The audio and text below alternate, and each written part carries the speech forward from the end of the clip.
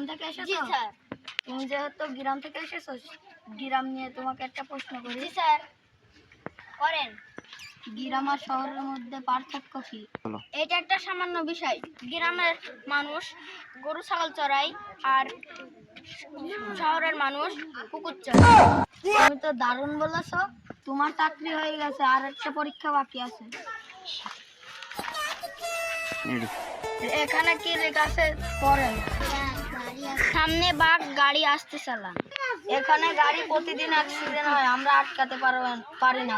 তুমি কি করবে বলো? ও স্যার, এটা হচ্ছে স্যাম্পল বিষয়। আপনি সাইনবোর্ড দেখে তুলে ফেলুন। ঠিক আছে, তুমি যা ভালো মনে করো। স্যার, এখানে কি লেখা আছে আপনি পড়ুন।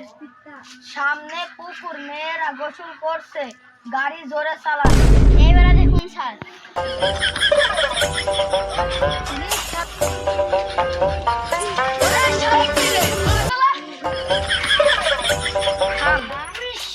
তাই নাকি? ওরে ভাই, থাম থাম, গোসল করা কি দেখতে হবে।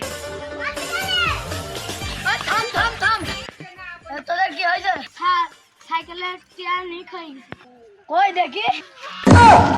তো ঠিকই আছে স্যার, মানে ওই যে আমি বুঝতে পারছি, এখান থেকে হাট।